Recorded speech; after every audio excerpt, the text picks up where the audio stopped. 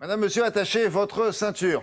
Et en route pour un voyage d'environ 30 minutes à travers l'Europe et même au-delà, vous allez voir, pour ce troisième rendez-vous de C'est un monde. Plein phare aujourd'hui sur un thème qui vous concerne tous, que vous le vouliez ou non.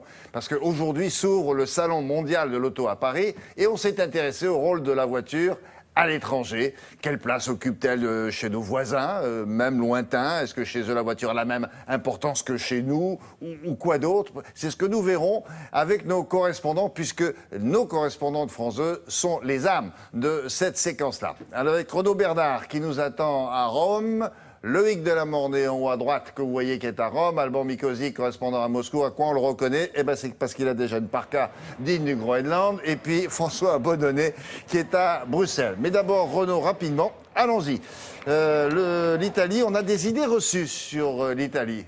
L'Italie et les bagnoles. On a vu ça dans certains films. C'est une passion qui ne date pas d'hier là-bas. Il y a autant de voitures que d'habitants. Il faut savoir ça. Alors forcément, ça a des conséquences sur, par exemple, la circulation et sur la façon de conduire.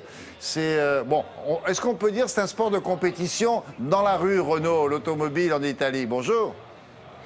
Bonjour William, sport de compétition, sport de combat, même, n'ayons pas peur des mots. C'est bien en Italie qu'on a tourné Le Grand Embouteillage dans les années 70, un film de Comencini. Ça n'est pas pour rien que ce film a été tourné ici, parce que la voiture et l'Italie, c'est étroitement lié. D'abord avec le pays, c'est la production automobile, elle a accompagné le boom économique italien dans les années 50-60. Elle a participé de 7% de croissance annuelle. C'était l'époque de la prospérité. Et puis, c'est un pays dans lequel on compte quand même 6 constructeurs automobiles, 3 qui produisent des voitures grand public, dont l'une qui est parmi les plus vendues du monde, la petite Fiat 500, ouais. La Topolino, le pot de yaourt, 8 millions d'exemplaires vendus depuis les années 50, toutes générations confondues. C'est quand même plus que la R5, 5 millions d'exemplaires par exemple, ou que notre 2 chevaux encore, qui n'avait été produite qu'à 3 700 000 exemplaires. Là, imaginez 8 millions d'exemplaires avec des modèles différents depuis 1950 jusqu'à aujourd'hui. Et puis il y a aussi 3 constructeurs de voitures de prestige, dont un qui fabrique la voiture la plus chère du monde. Je ne vous donnerai pas la marque. De toute façon, elle est inabordable. 3 300 000 € le modèle. C'est pas un ancien constructeur de tracteurs dont vous parlez là? C'est un ancien constructeur de tracteurs, absolument, qui a commencé dans les tracteurs en Émilie-Romagne. Bravo William. Et puis l'Italie et les Italiens et la voiture, c'est encore étroitement lié parce que c'est un grand pays.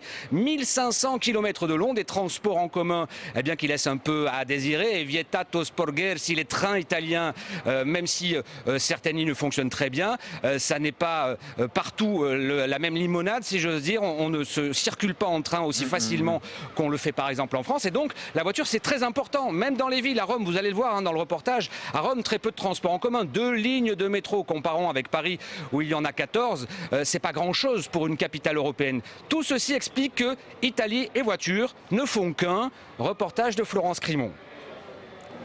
Un rouge unique, un bruit de moteur singulier, une étude très sérieuse l'a démontré.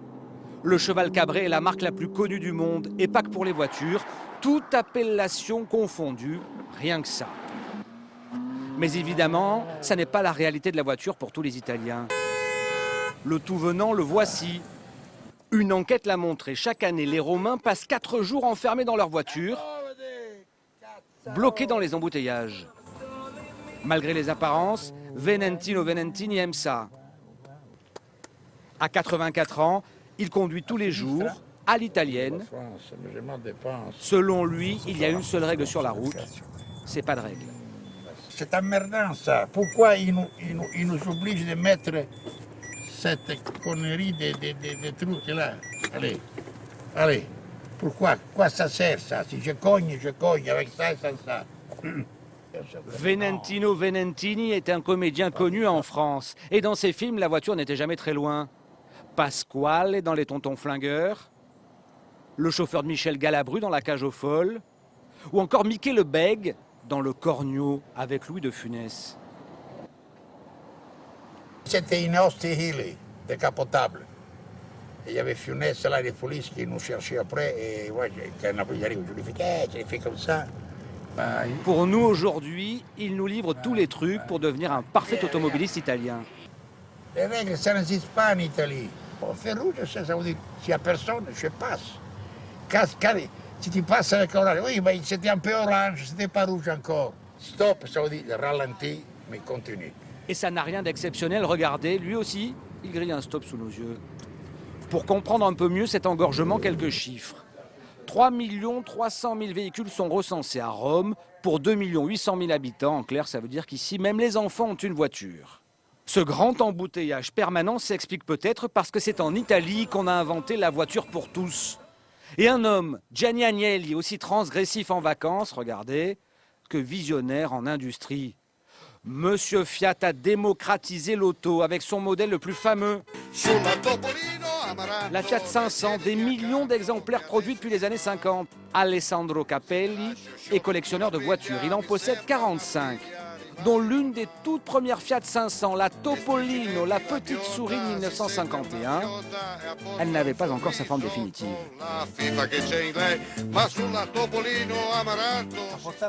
Ça a permis à chaque Italien de s'offrir sa première voiture. Une voiture petite, pas chère. La Topolino, c'était la voiture que tout le monde avait, le prêtre, le maire et même le boucher. Ah, une dernière chose qu'ont inventé les Italiens, c'est la conduite bruyante. Formidable, on se croirait dans un film. J'ai 3 questions à vous poser. La première, est-ce que ce n'est pas les Italiens qui ont inventé ce qu'on pourrait appeler la conduite bruyante? C'est-à-dire il faut baisser la vitre et puis ils parlent et puis ils font du bruit, quoi, et puis ils engueulent tout le monde. Ils ont même inventé le klaxon à l'italienne, vous savez, ce klaxon trompette avec plusieurs tons. Ouais, oui, ouais. Papapapapap. Oui, c'est ça. La deuxième chose concerne Valentino Valentini. Il me semble qu'il a aussi tourné un film qui s'appelle Gallia. Vous lui demanderez de notre... Absolument. Avec Mireille d'Arc. Absolument. Non, c'est ça, oui. hein? Oui, Ouais. oui, absolument. Scénario de Il connaît très bien Vaikaccia. Mireille d'Arc. Vous lui demanderez. Bon, ben, je crois qu'on s'est tout dit. Hein. Je transmets. Alors, il faut savoir aussi, Renaud, que pour réguler le trafic là-bas, parce que de temps en temps, ils sont sérieux quand même, les Italiens ont été les premiers à créer des zones de circulation limitées. Et à Rome, le permis de circulation va augmenter de combien 300 et... Alors si vous avez une grosse voiture, c'est plus 330% pour enflouer les caisses de la mairie. Mais si vous avez une petite voiture, c'est pire, William. L'augmentation cette année, elle est de 1200%. Quelqu'un qui aura encore une Fiat 500 et qui a besoin de ce permis, payait jusqu'à présent 78 € pour avoir ce petit permis. Ça passe à 1200 €. C'est-à-dire c'est une tuile et cela va probablement vider le centre-ville de bon nombre de voitures. Vous avez un pote qui vous attend derrière. Est-ce que Topolino, c'est pas comme ça qu'on appelle Mickey en Italie? Absolument, c'est d'ailleurs voilà, pour cette raison qu'on a gagné. surnommé la voiture, parce que de face elle ressemblait un peu à Mickey, avec ses ailes qui faisaient un peu les oreilles de la petite souris. On a tout dit, là, voilà, c'est formidable. Merci beaucoup. Renaud, à plus tard, bonne journée, à très bientôt dans Télématin. Maintenant, on va faire...